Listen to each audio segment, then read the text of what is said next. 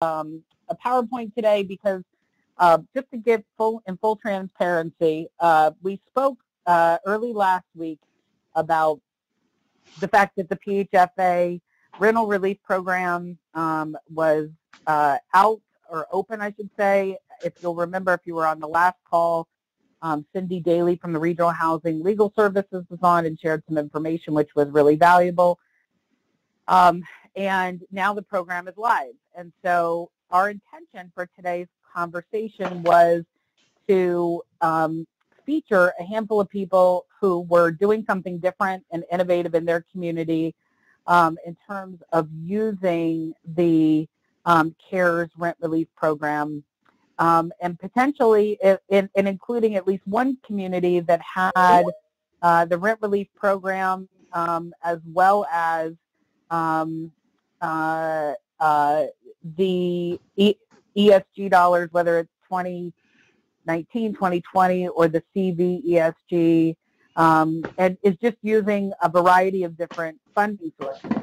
And what we basically, as soon as we started reaching out to folks, what we were able to identify is that folks are really having a hard time with the rental relief program. And it wasn't just the first call or just the second call. It was literally every single community that we touched base with, which I think in the end was at least 4, but maybe as many as 6. And so I thought, now that's a good sort of topic for us to talk about. What issues folks are having. In full transparency, I did reach out to PHFA to invite them to join our conversation today. By the time I reached out to them, it was last Wednesday, and I think that was too short of notice for their schedule. So what I can tell you is that our intention here is to take notes from today's conversation and to share those with PHFA. They hopefully are hearing from many of you already about some of the issues that you're experiencing, but our thought was, rather than sort of sending a piecemeal list, let's get more of a comprehensive list of issues, and also potentially identify if folks have been able to sort of already just in their own county troubleshoot some of the issues that they're experiencing, which is certainly the case for some of the communities that I spoke to in advance of this call, and wanting to sort of create the space and opportunity for you all to share those ideas with each other. So that's really what the purpose of today's conversation is. If it would be helpful during the next office hours to have a call where we're focusing on, you have ESG money, you have the CARES rental relief program in your community, along with, other funding sources, and how folks are sort of sequencing that or prioritizing. I know we've been talking about prioritizing during probably every single call in one way, shape, or form, but certainly happy to continue to talk about that. And now that it's more real, meaning that folks actually have access to the dollars, we're not necessarily still in the planning stage, we're in the implementation stage, at least in many communities at this point. How is that, like, what questions do you have now? What are the things that you're running into? Are there barriers to getting money on the street? What is the demand like? Do you have the capacity to respond to the demand? If not, how are you addressing that, et cetera? So whatever the questions are in terms of looking at our next office hours call, which will be, I think the date is August 3rd. I put it in the slides. It's August 3rd. So we can certainly talk about that. But for today, we really want to talk about your experience in the rental relief program. Does anybody want to jump in and just sort of say, like, this is what we're experiencing? Because if not, it would be helpful. I can certainly share with you some of the things that we have heard from the communities that we've reached out to. But I'm going to pause and see if anybody else wants to kick it off.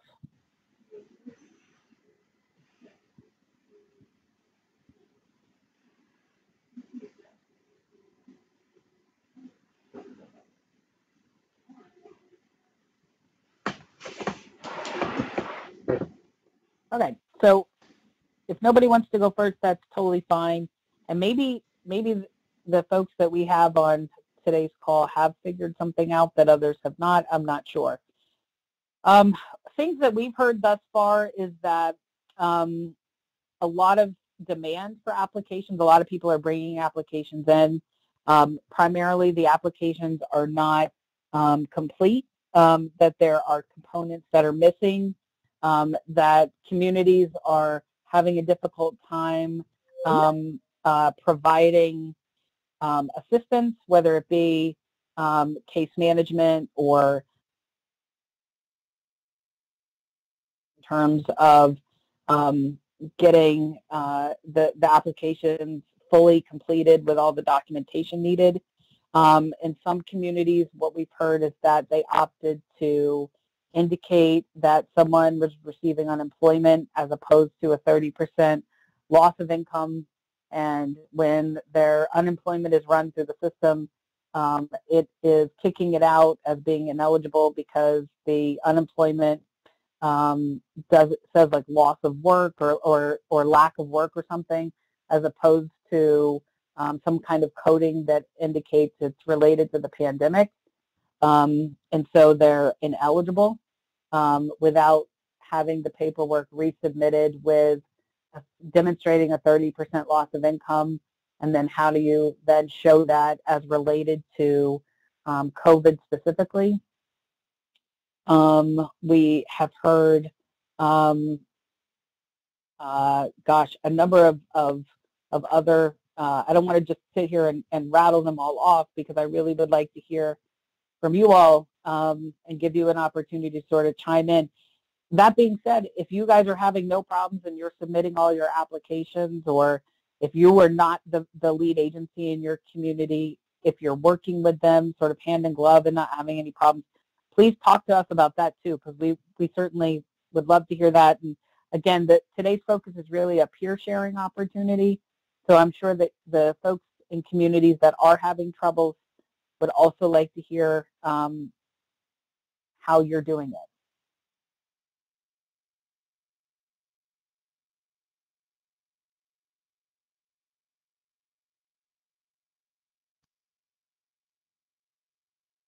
Lee, Karen is sharing that they're having issues getting all of the pay information from January until March. They have not been able to submit any at this point due to the documentation issues. Sorry, tried talking, but it's Karen's having technical issues with the microphone. Got it. Karen, what community are you in? My understanding also is that the pay information needs to be from January until the date of application too.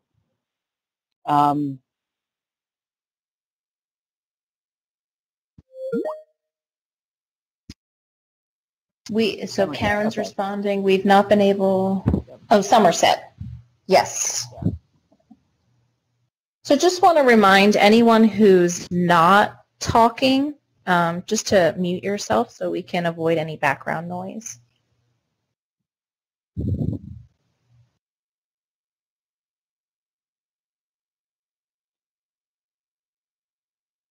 So how about other folks? Any other folks having trouble like Karen with documentation? I think the reason why, for that reason, a lot of folks were trying to, use the fact that somebody was receiving unemployment as the documentation, because if somebody is receiving unemployment, I think that can take the place of the 30% loss of income, and so the fact that their unemployment was not coded in a way that was aligned to the pandemic is now kicking it back that you need to provide the documentation to show 30% loss of income. I don't know if anybody else has found a way around that or... Right. Lee, I think, is that specific issue that there are people who are receiving the special, like federal unemployment assistance, and so the state labor and industry is kicking them back because they're not reading it as that they're receiving like state unemployment benefits, and they're deeming them ineligible, even though they are unemployed and they are receiving the special COVID-19 unemployment benefits. And Karen saying we had one with unemployment, but her income may be more with the unemployment, so we need to verify that the pay stubs that there was a loss. So this points to another thing we heard, which is that the program guidelines have been changing so rapidly in response to feedback that in certain instances it's unclear for folks what the requirements are. So my understanding is that it's unemployment or a loss of 30% of income. That it doesn't have That's to correct. be right. So it's or. So Karen, in response to the household you're talking about, even if that household is earning more now, the fact that they're receiving unemployment makes them eligible. They don't have to demonstrate both. It's either or.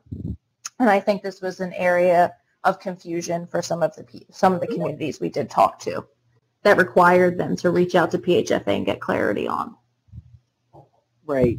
But furthermore, my understanding from some of the conversations I've had is that the issue that at least some people are running into is that the unemployment is coded for lack of work or something like that instead of pandemic. Okay, got it. If it's coded, and I don't work in unemployment or in labor and industry, so I don't know what this looks like. But if it's coded in a way that says lack of work, it will also get kicked back. And then you have to demonstrate the 30% loss of income, which a lot of folks are having trouble with getting pay stubs and things like that. I know a lot of folks don't even get paper pay stubs anymore. And if you're like me, you don't ever look at it unless like suddenly there's a different amount of money that was just deposited in your account, and then you look at it and think, what the heck is going on? But within that, you may not even know where they are. So that's complicated. I'm certain that folks on the line have things to share. So would love to hear from you all as well. This is Melissa Stewart. I'm having a lot of the same issues that Karen was describing, and what you're saying is a little confusing to me because I was under the impression that we still had to get the pay stubs even if they came back as a yes whenever we submitted. Is that not accurate? Yes, meaning that they're... Whenever we submitted the original applications. Like from labor and industry, we got a yes that they're eligible. So is that an automatic, or do we still need to get the pay stubs? I thought we still needed to get pay stubs then. So I certainly defer to other people on the call because I'm not administering it, and I haven't had that conversation with PHFA. But my understanding from the conversations that I've had is that because it's either or, and that's in the guidelines, I'm fairly certain, unless the guidelines that I most recently read have changed. The guidelines do say that, but they also said we had to include PUA, so which is the extra 600. So that's where I'm struggling because I've only tried to do one officially since something came back, and he's back to work. The individual is back to work, making what they were making pre-pandemic, but of course they had a 6-week lapse of income. So that's where I'm struggling, and and I'm still waiting on the pay stubs anyway. So if anybody has any insight, I appreciate it. Yeah, I would appreciate that too, because part of my understanding of, and this is where I get confused, part of my understanding is that it is based on your income at the date of application. So if the gentleman that you're referring to applied after regaining his employment and having his income restored, is he in fact eligible for those 6 weeks that he was not employed? Right, because we all know the snowball effect. and when you've been without for 6 weeks and then Sure. trying to catch up, they're just still trying to play catch up for past due rent. Does anyone on the, again, today's call is really supposed to be just a peer discussion. There's only 16 of us on the call, and four of those folks are Tony from DCED and me and Lauren and Sierra from my staff. So there's only 12 of you. So no need to be too shy in terms of speaking up. But does anybody know the answers to the question that we're raising, whether or not it is in fact based on, if it's based on the date of application income? And Melissa, did he apply before or after regaining his employment? It was after. He's been back to work since May, but they still owe April and May's rent. Sure. Got it. So does anybody know if this gentleman would be eligible if he had a dip in income and the income is now restored, but they're missing 2 months' rent?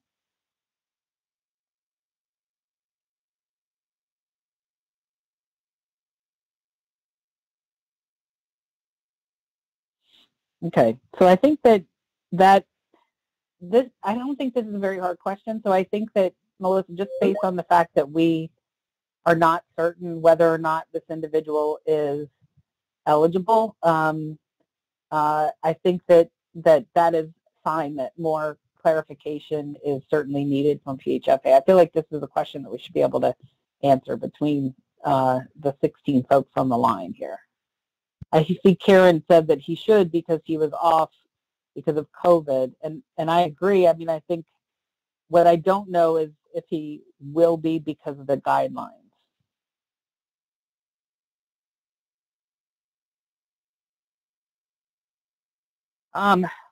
So thanks, Karen or Melissa, for bringing that up. Are there any other sort of general issues that you guys are seeing locally?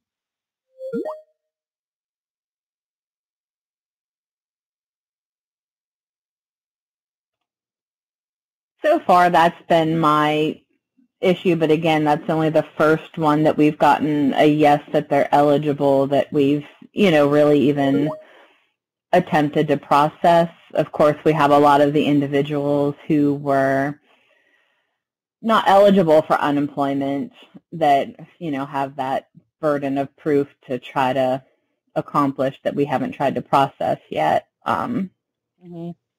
And how many applicants have you guys had thus far? I'm not the one that's doing the actual applications, okay. But we're around 15 to 20 that have been turned in, but not necessarily that have gone through through the Department of Labor and Industry yet. They have to be submitted yet, but that's about how many we had come in last week. Okay.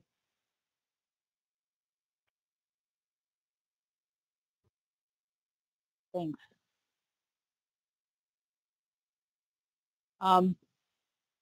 Okay, let's see, we may not get the full month. Yes, I agree with Karen that the gentleman that we're referring to may not get the full 6 months of assistance, considering his income has been restored. What are other folks seeing and experiencing?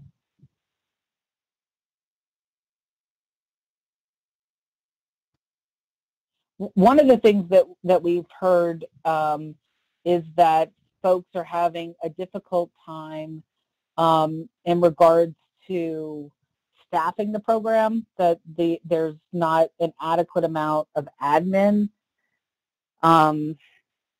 that is available. So folks are sort of scrambling with, when somebody brings in an application that is not fully completed, they don't necessarily have somebody who is dedicated to help support that individual in completing the paperwork. Are other folks experiencing that? And if not, what, who's working with these individuals to complete their applications? And or what funding source are you using to cover that?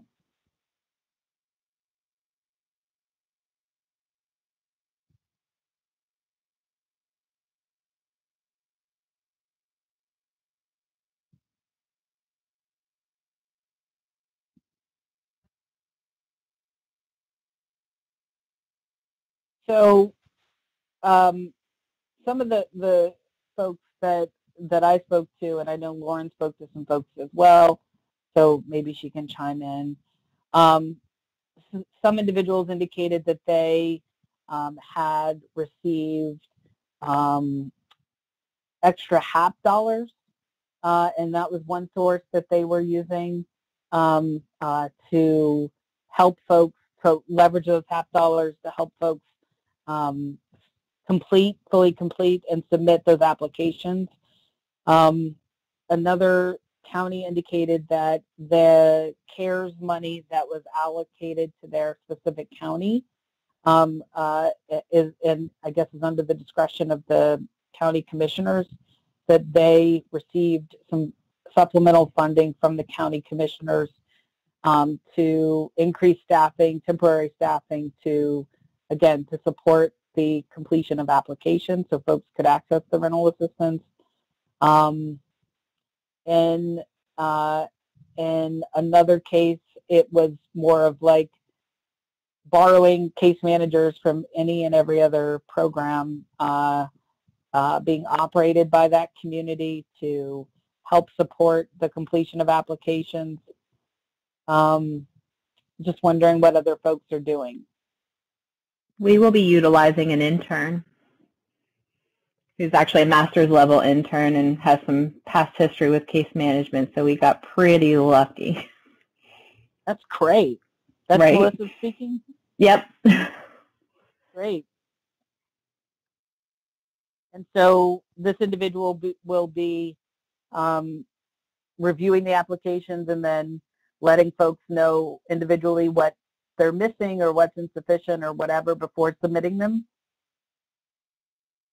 She hasn't begun yet, so we haven't actually fulfilled her role, but we have a lot of different, with the extra HAP dollars, and we have EFSP and a lot of other things going on, and there's only 4 of us, and 2 of us that do this type of work, and we're both part-time. So to have somebody come in free of charge, so we're just going to have her fill the gaps when she starts next month.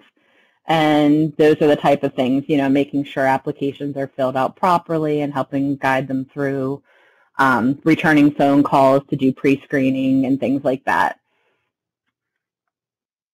Terrific. That's really great.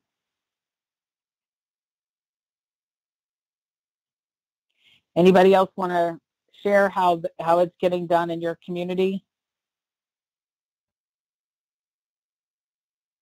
Or maybe you're having issues that we haven't brought up as concerns that we've heard. Again, our goal here, because PHFA wasn't able to be on the line, at least not that I'm aware of, that we type up the concerns that we've heard and send them, and hopefully, if desired, request to convene a call.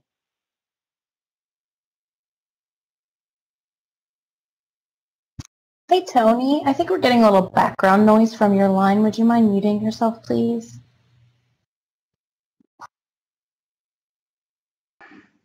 My microphone is off. Well, it's okay. Well, I don't think it is because we can hear you. But to add what Lee had said.